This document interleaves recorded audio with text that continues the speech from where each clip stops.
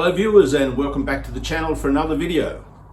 Also, happy Australia Day. Yep, that's right, it's Australia Day here in Australia, so we've been out for some brunch and a beer already, so it's now time to get back to some work. So I decided I'd do another video around my GT. So those of you who have seen some of the recent videos will know that I bought myself an S1000 GT Suzuki, and I recently went and picked up the factory panniers for this bike, which was quite surprising because on the forums and the Facebook groups, there's people who've waited 6-9 months to get their panniers. So I picked mine up in I picked my bike up in middle of December, and now it's sort of middle of January, so that was only about a month, so happy with that. So I went and picked them up about a week ago. They came in 4 boxes, so let's go and see what's in each of those boxes. Right, here are the 4 boxes or packages that the Pannier set came in. So in this bag we have the Pannier locks, and there is a process to go through to set them to the same key as your main key for your bike. So that's quite nice, so you don't need a separate key. So that could be interesting. Here we have the actual brackets that go onto the side of the bike. So they replace some panels at the back there, and there's another bracket that goes down near the rear foot peg. So that should be interesting, getting the side panels off and bolting these on. Then what have we got? Then we've got the coloured panels. So the panniers come in just a plain black, and then you insert and install these colour matched panels to whatever colour your bike is. And I've got the light blue, I think it's Triton blue or something like that. So that'll be fairly straightforward, I think. And then finally the actual panniers themselves. And here, I think they're quite a good sized pannier. I think you can fit a helmet in there if you want to. I don't think I've ever had the need to put a helmet inside a pannier, but I usually take my helmet with me.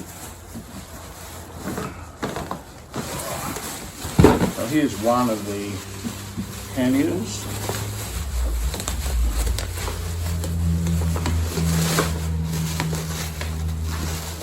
Quite well wrapped, which is good. So there is the plain pannier before you put the coloured panel on. As I say, quite a good size. You could fit a helmet in there. I think once you put a helmet in there, you probably couldn't fit much else, but you certainly couldn't fit a slab of beer in there, so they're not perfect. And then the coloured panel goes on here. The locks go up here. So yeah, looking forward to getting them on and seeing how they work and what they look like on the bike itself. Obviously I won't be riding around with them on all the time. I'll only have them on when I'm touring because I've got my tail bag. But I think the next thing to do is probably mount the brackets would be a good starting point to install these. So let's get on with that. So we'll start with the right hand side, which is what it suggests in the instructions for the brackets. So what we need to do is pop off this panel. So there's 3 little clips along the top here, 2 underneath, and then there's 2 major ones here. So you just need to pop that off. Now you can use plastic tools that you can get for taking out interiors of cars and things like that, but I'm just using a paint scraper, but I put a bit of gaffer tape over it so that it doesn't scratch the paint. So if we just sort of pop that down like that, that's taken the bottom ones off, and then pretty much give it a pull, and that's off. So you can see there's actually 3 clips along the top and 3 clips along the bottom, and then these 2 major clips. And the next thing it says to do is to remove these 3 bolts, which they look to me to be maybe 10 mil. So let me get my 10 mil socket.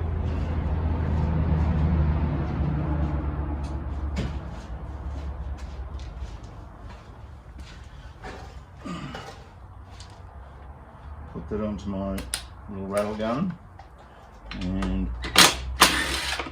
there goes one. Okay, so those three are out, and I think rather than the three there, I actually use 4 when it bolts back on. So there's a little moth in there, get out of there. So let's go and get the bracket and read a little bit further and see what bolts we use to screw this back in. Now the left and right bracket look pretty much the same, but in there somewhere it actually says R. So I know that this is the right bracket. And also the bolts that we took out don't get reused because basically these new bolts will be seen from the outside, so they use these sort of special M6 bolts with what you put in with an Allen key. So let's fit some of those then.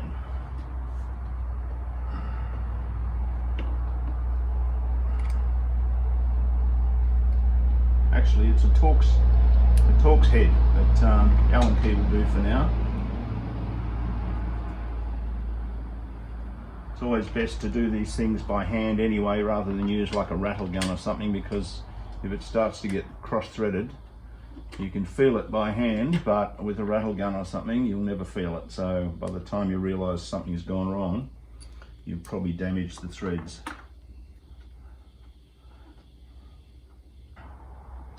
So I might get my little torque wrench out and check what torque these are supposed to be and adjust accordingly. So actually I'm wrong. These are just a Allen key head. It looks a little bit like a Torx because of the way they've made it, but yeah, they're a 5mm Allen key. So I've set up my small torque wrench to 10 Newton meters or 7.5 foot-pounds, and so we'll just torque these up to what they're supposed to be.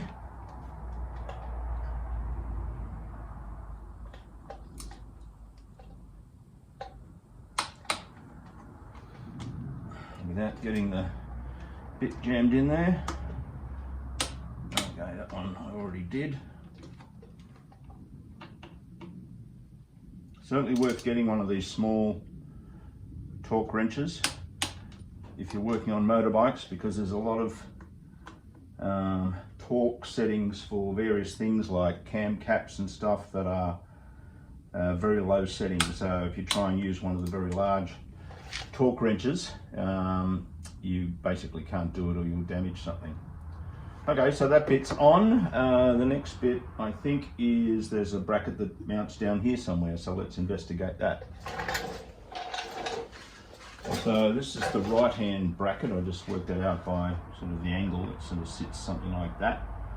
So we basically need to take these two bolts out, screw this to the back of that, then screw that back on with some new bolts, and then torque it all up. So let's do that. So I'm just trying to get these bolts out, and they're very tight. I mean, I'm moving it, but I don't know who's done this up. They've probably got Loctite on them, I guess, but I found that any of the bolts that are factory installed seem to be bloody tight. Like when I got the bike, I tried to undo the handlebar clamps just to slightly move that, and they were extra tight. So anyway, we can get this one off. Okay, that's one. Yeah, so there is Loctite on these bolts, and there is Loctite already installed on the ones that that replace it. So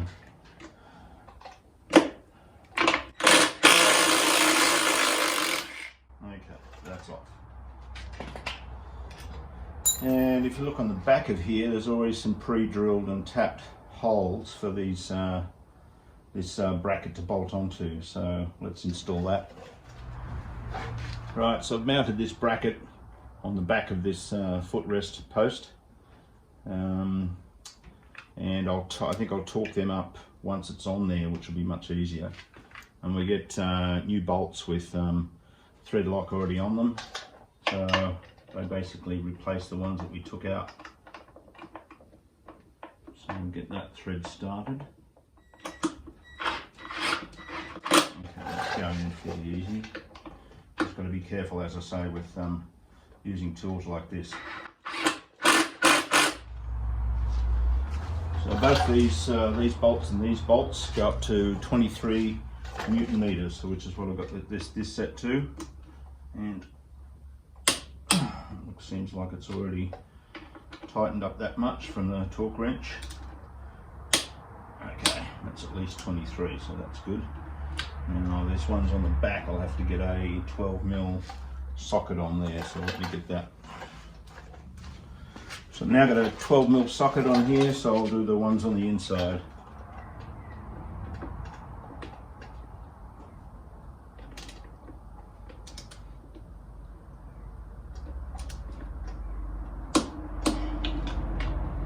Up to 23 Newton meters again.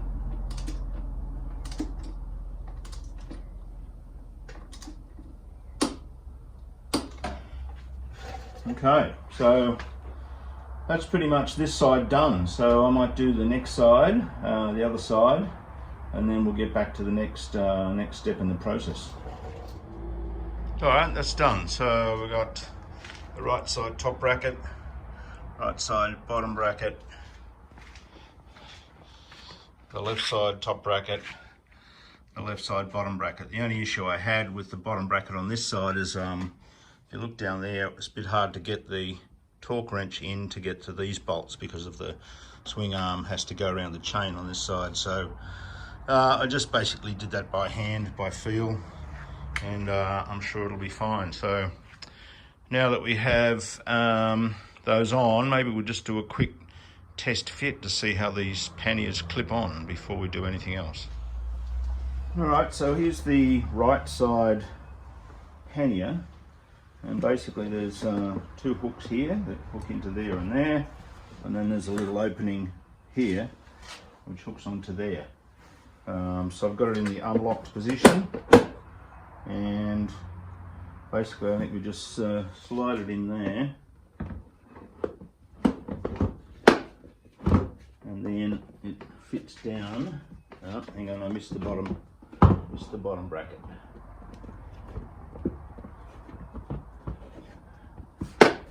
Okay, I think it's a bit tight on the bottom bracket because it's new, but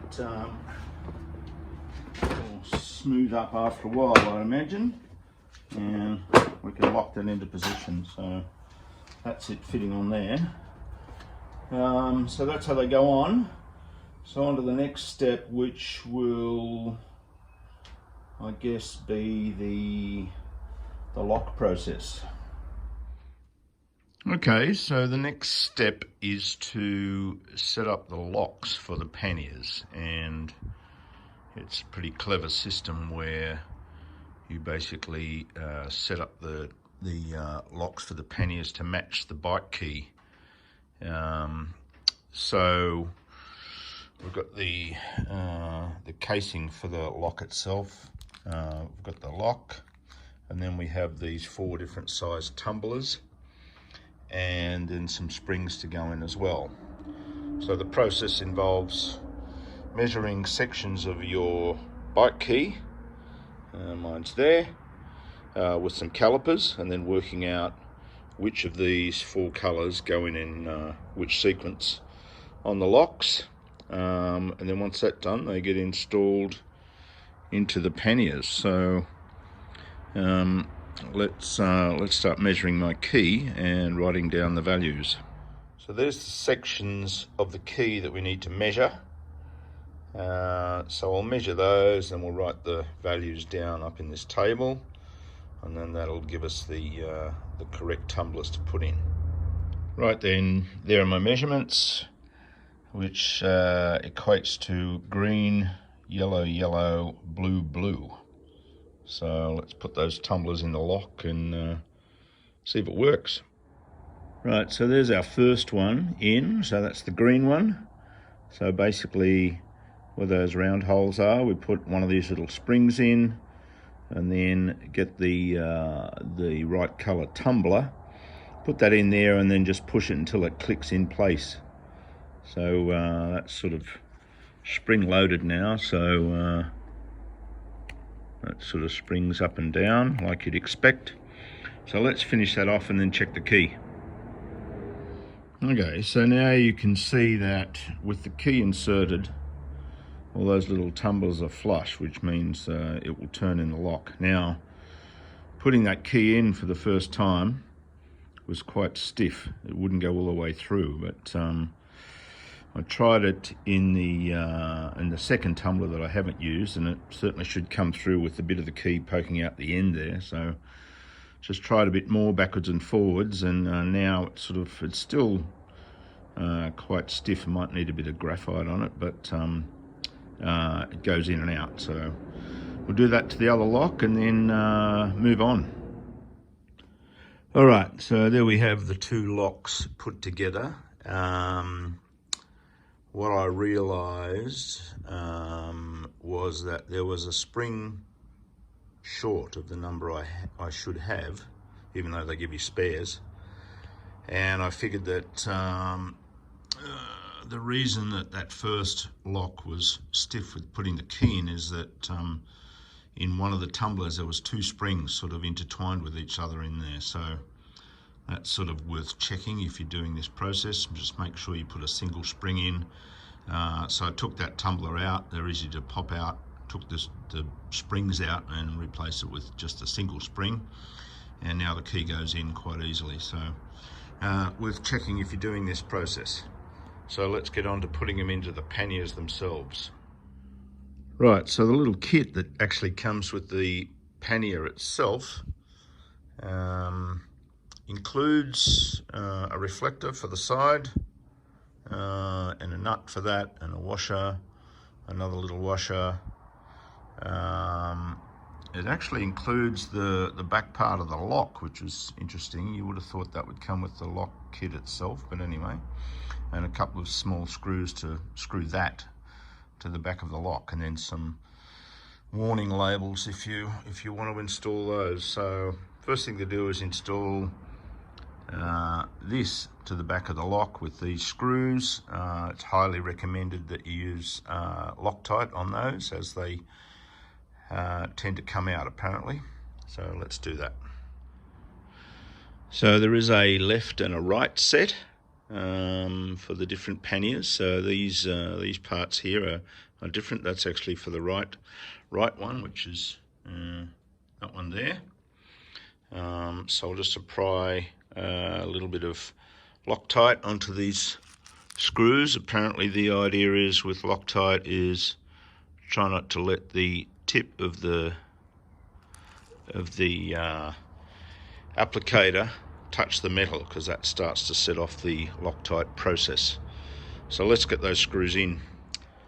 So now to install the lock, we just make sure that the case is closed, the lid is locked, the handle's down, and actually the lock is in a locked position on the left there. And then turn that to the left, and theoretically this should just clip in. So that seemed to work okay. Okay, so that was a little bit stiff at first to turn it to the locked position, but now that's in the locked position, you can't open that, and that locks this in position. Turn that back, you can lift that, unlock it, and then open the case. So that's one side done. Next, I guess I'll put the reflector on, and then the coloured inset panel to match the bike. The reflector simply goes onto the lid of the pannier with a rubber washer, then a metal washer, then a nut to secure it. So there we have the coloured panel installed, which basically fits on from the outside, and 3 screws with rubber washers and metal washers to simply self-tap it into there. Okay, so there we have it. The panniers are complete and locked into position. So the only issue I had was installing this lock on the left side. Both instructions say to turn the key counterclockwise and then push the lock in, but on the left side you need to turn the key clockwise and then push the lock in. But anyway, they look pretty good, I think. So there we have it, viewers. That's the installation process for the factory panniers for the Suzuki GSX-S1000GT. Fairly straightforward process, just a couple of little things to look out for. That double spring in one of the tumblers caught me out a little bit, but luckily I realised that. So I think they look quite good. They're a good size. So looking forward to going on a bit of a tour on this sports tourer with these new panniers. One thing is that it would seem that once you're in the unlocked position on the pannier, you can't take the key out. So that's a bit interesting, but anyhow, not a huge problem. So thanks for watching, and if you like this video, click on the like button below. If you like the channel, subscribe by all means. The next video I might do, I have some aftermarket heated hand grips for this bike, so I'll probably do a video on the installation process of those. So keep on viewing, and once again, thanks for watching, and see you in the next video.